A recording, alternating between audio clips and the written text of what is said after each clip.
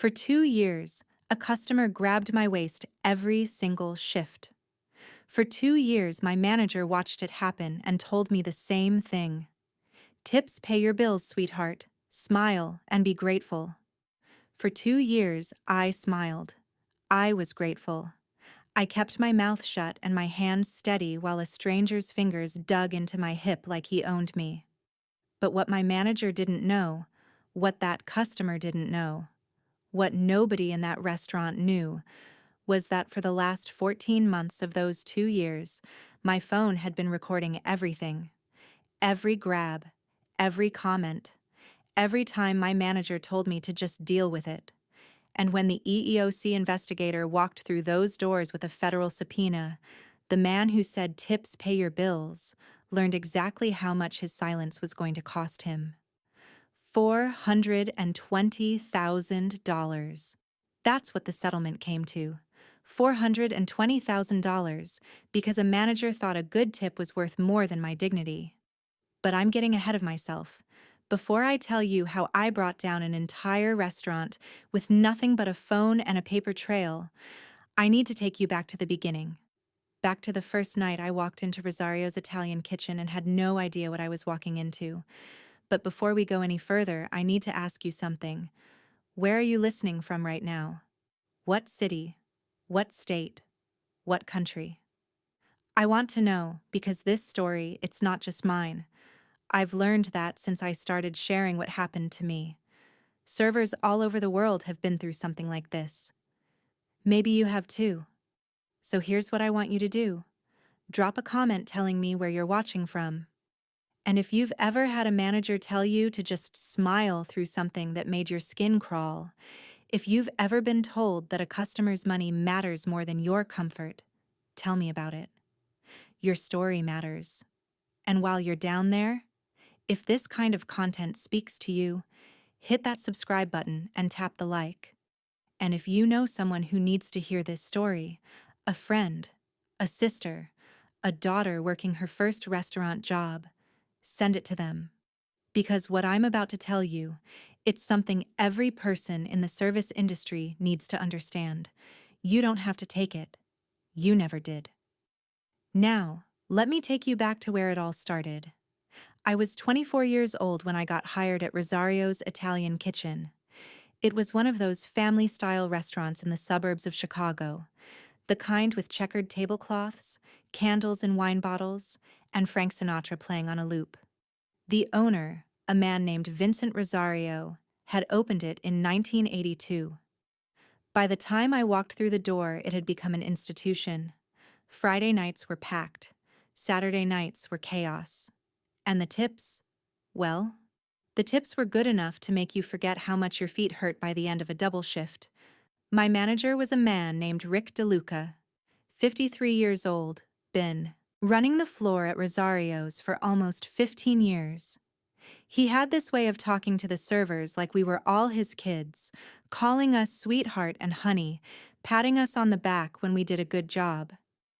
At first, I thought it was charming. Old school, sure, but harmless. I didn't realize until much later that Rick's charm was a mask, a way of keeping us compliant, a way of making us feel like we owed him something every time he gave us a good section or let us leave early. But I'm getting ahead of myself again.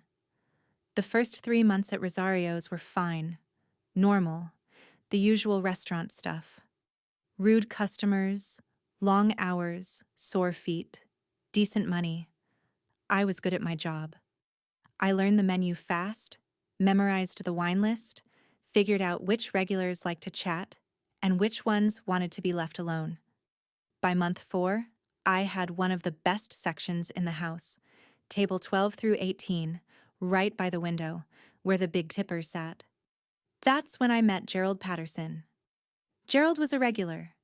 Every Friday night, 7 o'clock sharp, he'd walk in wearing the same navy sport coat, order the same bottle of Chianti, and sit at table 14. He was somewhere in his 60s, silver hair slicked back, gold watch that probably cost more than my car. Retired, I found out later. Something in finance. He always came alone, always ordered the veal, Always left $100 bill on the table when he was done. The first time I served him, he was polite, complimented the service, told me I had a lovely smile. I thanked him and moved on. The second time, he asked my name. The third time, he asked if I was single. The fourth time, his hand brushed my hip when I reached across the table to refill his water. I froze, just for a second. Then I stepped back, smiled that server smile we all learned to wear, and said, "Let me know if you need anything else." He smiled back, like nothing had happened, like his hand hadn't just been somewhere it had no business being. I told myself it was an accident. Crowded restaurant, tight spaces. These things happen. I pushed it out of my mind and finished my shift. But it wasn't an accident. And it kept happening. The next Friday, his hand landed on my lower back when I set down his appetizer. The Friday after that, it was my waist.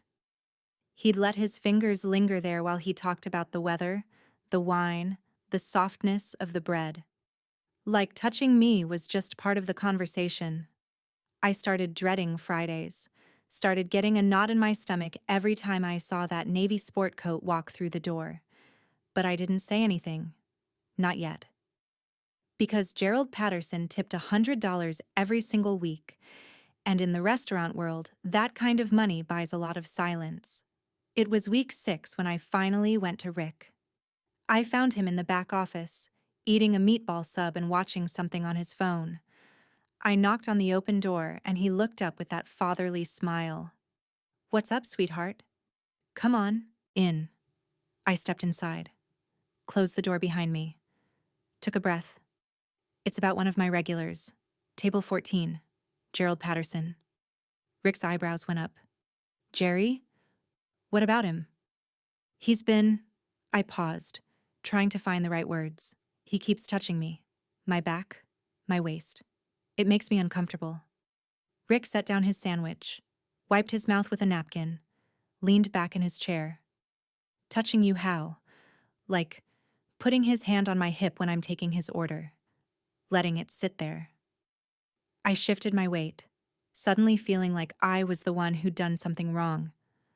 "I just wanted you to know. In case you could talk to him or something." Rick was quiet for a moment. Then he sighed. That sigh. I'll never forget it. It was the sigh of a man who'd had this conversation before and was already tired of having it again. "Look," he said, "Jerry's been coming here for 12 years.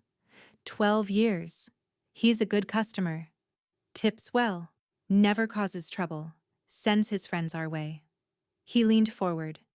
"You know what table 14 brings in every Friday? 400 bucks easy. That's not nothing. I know, but..." And look, I get it. Guys like Jerry, they're from a different generation. They don't mean anything by it. It's just how they show appreciation. You're a pretty girl. He probably thinks he's being friendly. I stared at him.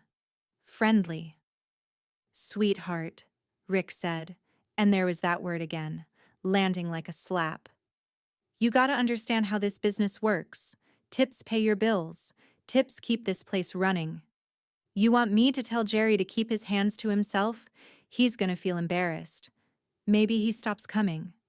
Maybe he tells his friends to stop coming too. That's not just your tips we're talking about.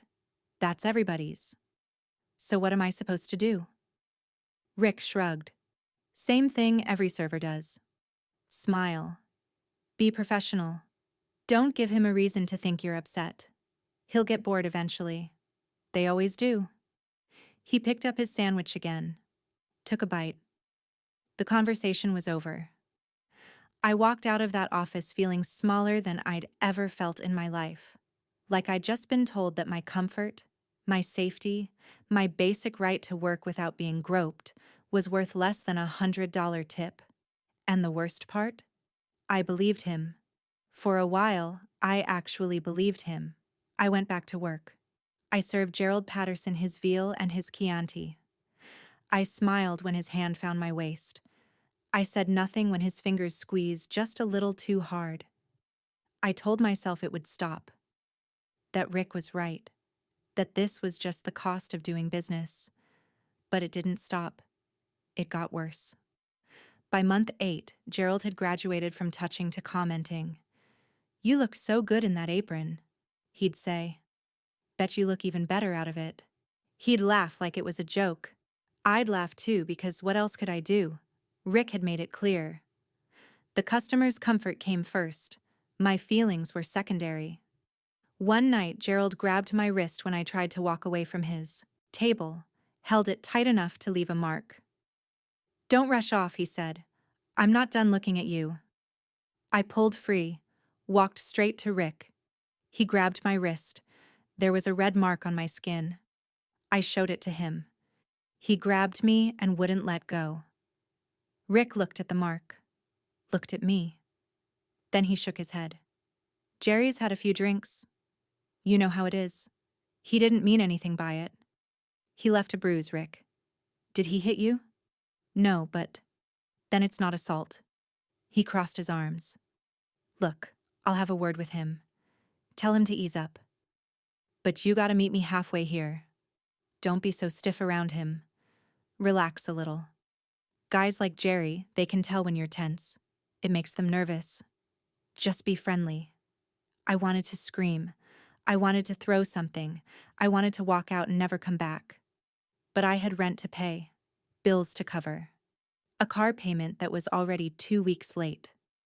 So I swallowed my rage and went back to work.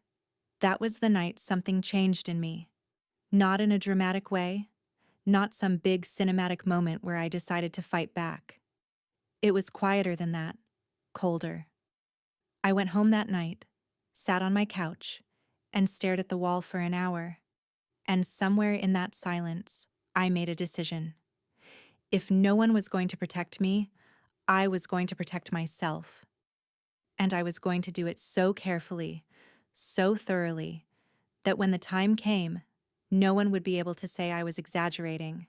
No one would be able to claim I was being dramatic. I was going to build a case so airtight that even Rick DeLuca wouldn't be able to explain it away. The next morning, I downloaded an app. Voice recorder with cloud backup. Automatic timestamp. Automatic save. Impossible to delete without a password. That Friday, when Gerald Patterson walked through the door, I pressed record. The first recording was simple. Just audio. Gerald ordering his usual, making small talk about the weather. And then, at the 23-minute mark, his voice dropping lower. "Come here, sweetheart. Let me get a better look at you." Then the sound of me stepping closer.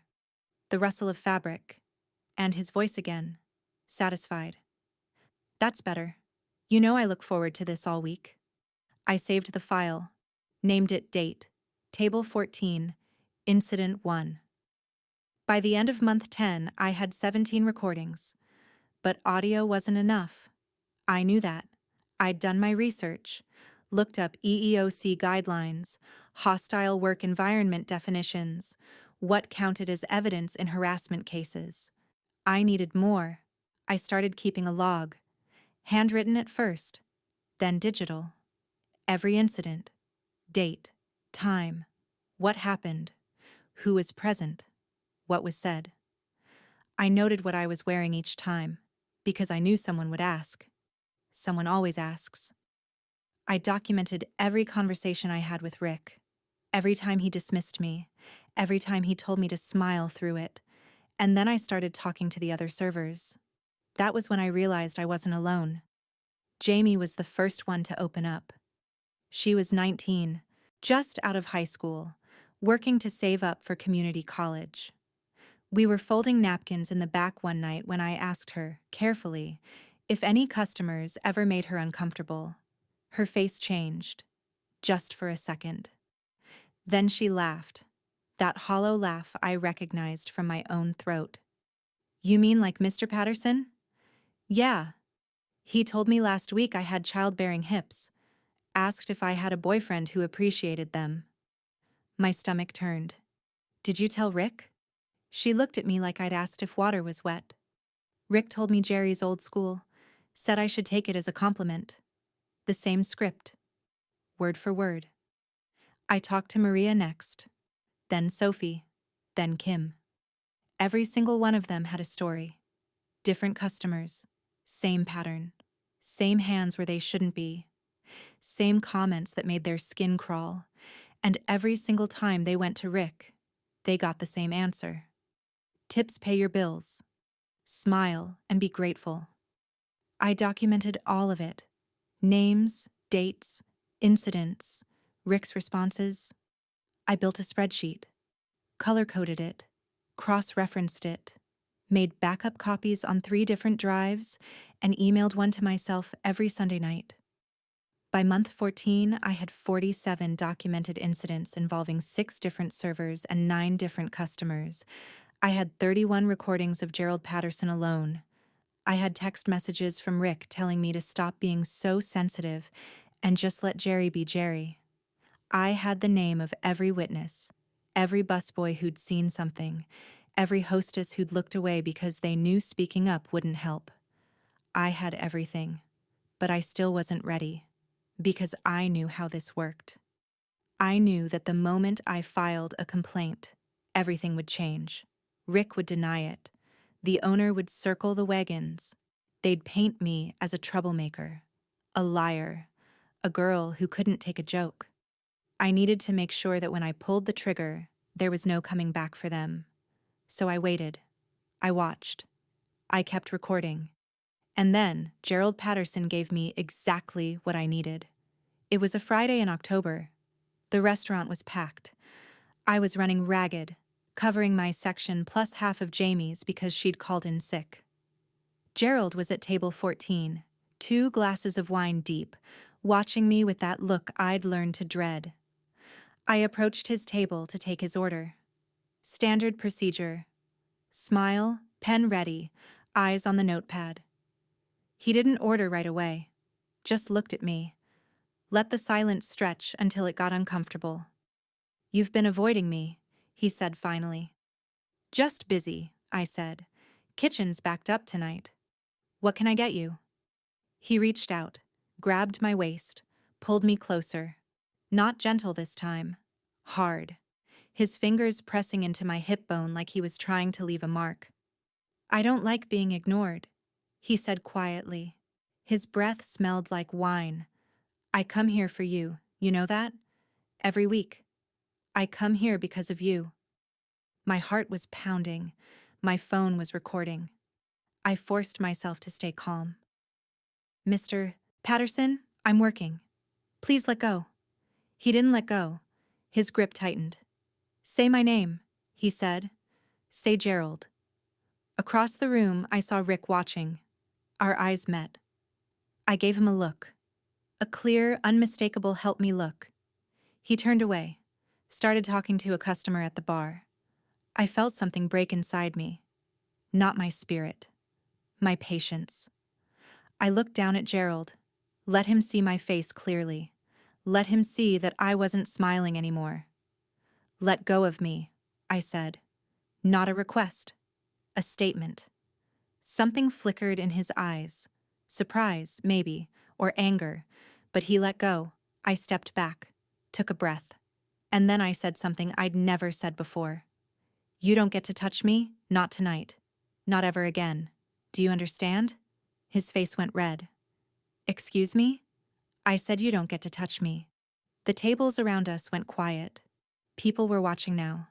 Gerald Patterson, big shot regular, being told off by a server half his age. He stood up, threw his napkin on the table. "I want to talk to your manager," he said. "Right now." Rick appeared like he'd been summoned by a bell. That concerned manager face already in place. "Is everything okay here?" He looked at Gerald. "Jerry, what's going on?" Gerald pointed at me. "She just humiliated me in front of the entire restaurant. I've been coming here for 12 years. 12 years. And she talked to me like I was some kind of criminal." Rick turned to me. His eyes were hard. The fatherly act was gone. "You want to tell me what happened?" I lifted my chin. He grabbed me. I asked him to stop. He didn't. So I told him to stop. "Grabbed you?" My waist. Hard enough to hurt. You saw it. You were looking right at us. Rick's jaw tightened. I saw you taking his order. That's what I saw. He was holding me. I couldn't move. Gerald made a sound of disgust. This is ridiculous. I barely touched her. I was being friendly. Rick nodded. Like that settled it. He turned to me. His voice was low, controlled, but I could hear the anger underneath. Go wait in the back. I'll deal with you after I smooth this over. I didn't move. You want me to apologize to him? I want you to go to the back. Now. I looked at Gerald, at Rick, at all the customers watching with their mouths half open, and then I smiled. That server smile. The one I'd perfected over 2 years of swallowing my pride. Of course, I said. Whatever you say. I walked to the back, but I didn't stop recording. 20 minutes later, Rick found me in the break room. He didn't waste time on pleasantries. What the hell was that? I looked up from my phone. That was me defending myself from a customer who's been harassing me for 2 years while you did nothing. Harassing you? Jerry? Rick laughed. A short, ugly sound. Jerry Patterson is a 67-year-old retired accountant who tips better than half the customers in this place combined. He's not a harasser. He's old-fashioned. He grabbed me, Rick, not for the first time. I have 31 recordings of him touching me, inappropriately. I have documentation of every incident. And I have documentation of every single time I came to you and you told me to smile through it.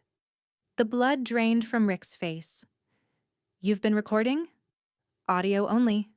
Legal in Illinois as long as one party consents. I consented. I pressed my phone screen, still black, against my thigh, and I'm recording right now. Silence. The kind of silence that fills a room when someone realizes they've stepped into a trap they didn't see coming. You're fired, Rick said finally. His voice was shaking. Get your stuff and get out. I stood up, picked up my bag, looked him in the eye. I'll be filing my EEOC complaint in the morning, I said. And when they ask why I was terminated, I'll show them this conversation. The one where you fired me for reporting harassment. That's retaliation. Separate violation. Separate penalties. Rick's mouth opened, closed. No words came out. I walked past him, stopped at the door.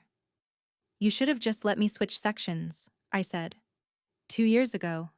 That's all I wanted. A different section. But you chose his tips over my safety. Now you're going to find out exactly how expensive that choice was. I walked out of Rosario's Italian kitchen for the last time, and I took 2 years of evidence with me. The EEOC complaint was filed on a Monday morning. I wore my best blazer, the one I saved for job interviews. The intake specialist was a woman named Patricia, mid-50s, gray hair pulled back in a practical bun.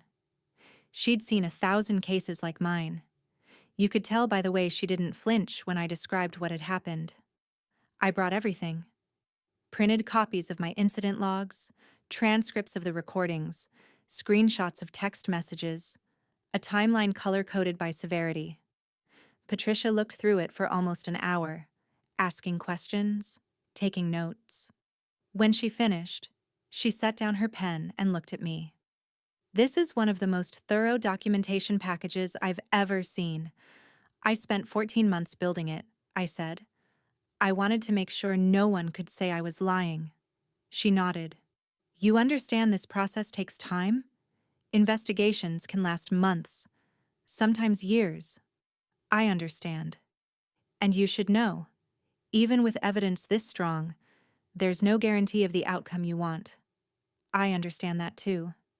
She studied me for a moment. Then she smiled. Just slightly.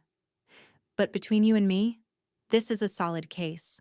Textbook hostile work environment, clear pattern of harassment, documented management knowledge and inaction, retaliatory termination. She gathered my papers into a folder. If I were them, I'd be looking for a settlement. She was right. But it didn't happen fast. The investigation took 7 months.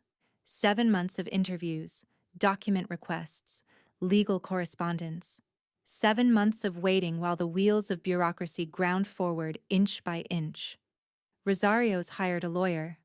A slick guy named Feldman who specialized in making harassment claims. Disappear. He tried everything. Tried to paint me as a disgruntled employee. Tried to claim my recordings were illegally obtained. Tried to argue that Gerald Patterson's behavior didn't meet the legal threshold for harassment. Every argument fell apart. The recordings were legal. Illinois is a one-party consent state. I'd done my research. The pattern was undeniable. 47 incidents, 6 servers, 9 customers, all documented. And Rick's text messages? The ones where he told me to just let Jerry be Jerry and tips pay your bills? Those were the nails in the coffin? Patricia called me 8 months after I filed. They want to settle, she said. I sat down on my kitchen floor. Right there, phone pressed to my ear, back against the cabinet. How much? Initial offer is $75,000. Non-disclosure, no admission of wrongdoing. I laughed. Actually laughed? No. You want a counteroffer? I want them to admit what they did. In writing. I want Rick DeLuca fired. I want mandatory harassment training for the entire staff, and I want them to pay what this case is actually worth. Patricia was quiet for a moment. That's aggressive. They had 2 years to do the right thing, I said. They chose not to. Now they don't get to buy my silence and pretend nothing happened. Negotiations lasted another 3 months. The final settlement was $420,000 in damages, plus full reimbursement of legal fees, plus mandatory harassment training implemented within 90 days, plus a formal written acknowledgement of the hostile work environment that existed under Rick DeLuca's management. Rick was fired the day after the settlement was signed. I heard later that he tried to get another restaurant job. Nobody would hire him. Turns out, when your name is attached to a federal harassment case, word gets around. Gerald Patterson died 8 months after the settlement. Heart attack. I found out from a news article. Retired finance executive, survived by his wife of 42 years and 3 adult children. I didn't feel anything much when I read it. Not satisfaction, not relief. Just a kind of empty acknowledgement that he'd existed, that he'd hurt people, and now he was gone. What I did feel, what I still feel, is something I didn't expect. I feel proud, not of the money. The money helped, don't get me wrong. Paid off my car, put a down payment on a condo, let me go back to school. But that's not what makes me proud. What makes me proud is that I didn't let them make me small. For 2 years, Rick DeLuca and Gerald Patterson and everyone else at Rosario's Italian Kitchen tried to convince me that what was happening to me didn't matter, that I should smile through it, that my dignity was worth less than $100 tip. And I almost believed them. For a while, I did believe them. But somewhere along the way, I stopped believing. I started documenting. I started building my case, piece by piece, recording by recording, incident by incident. I became the architect of my own justice. That's what they never tell you about harassment. They don't tell you that the system is designed to make you feel powerless, that managers like Rick count on your silence, that men like Gerald count on your fear. But they don't count on you fighting back. They don't count on you knowing your rights. They don't count on you keeping records.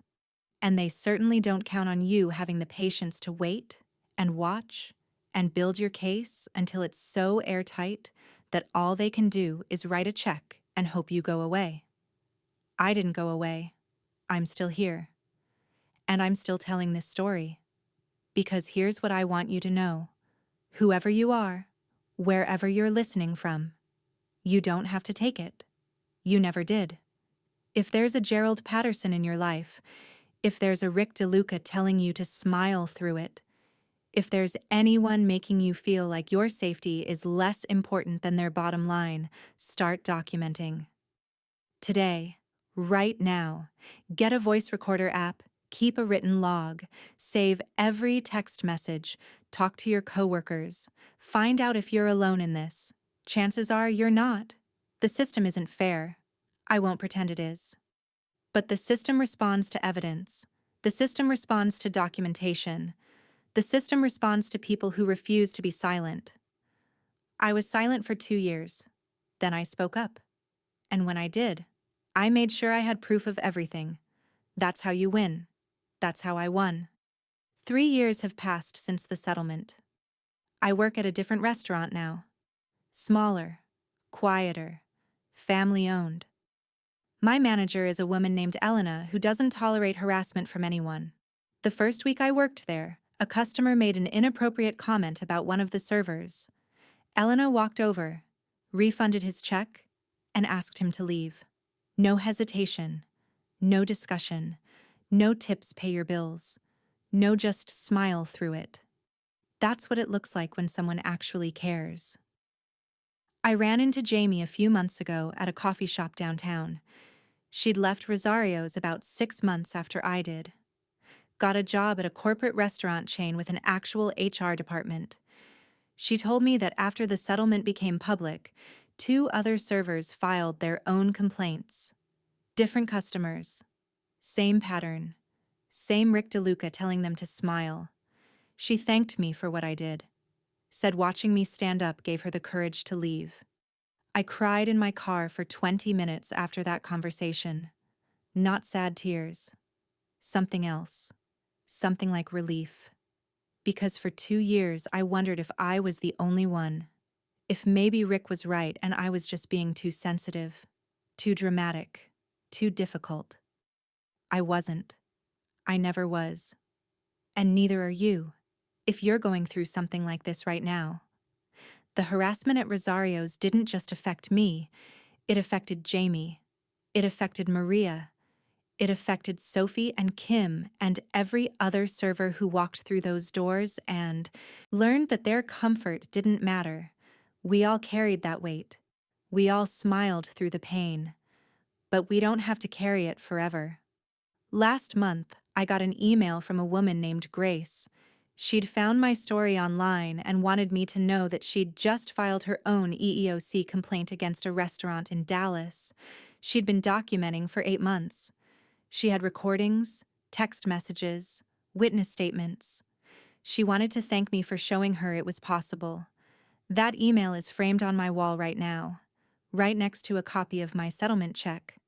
I still think about Rosario's sometimes, about the red and white checkered tablecloths, about Frank Sinatra playing on a loop, about Rick DeLuca sitting in his back office, eating a meatball sub, telling me that tips pay my bills. I think about all the servers who came before me, the ones who dealt with it because they thought they had to, the ones who quit because they couldn't take it anymore, the ones who swallowed their anger and their fear and their dignity because someone in power told them that's just how this business works. I wish I could go back and tell them what I know now. It doesn't have to work that way. It never did. But I can't go back. All I can do is go forward. All I can do is tell my story and hope that someone out there hears it. Someone who's standing where I stood, afraid and angry, and convinced that nothing will ever change. Something can change. You can change it. One recording at a time, one incident at a time, one refusal to stay silent at a time. Rick DeLuca thought tips paid my bills. The EEOC paid his instead. If you're still here, if you made it to the end of this story, thank you. Thank you for listening. Thank you for caring. And if you're going through something like this right now, I want you to know, you're not alone. You're not crazy. You're not overreacting. You deserve better. Now go get it. I'm Amara. This has been my story. And if there's one thing I want you to take away from all of this, it's simple. Document everything. Tell no one. Wait for your moment. And when that moment comes, Make sure they remember your name. Because I promise you, Rick DeLuca remembers mine. He'll remember it for the rest of his life. And that, more than the money, more than the huge settlement, more than anything else, is what I call justice. If this story resonated with you, do me a favor. Leave a comment right below and tell me your experience. Have you ever been told to just smile through something that made you feel unsafe? Have you ever had a manager choose money over your well-being?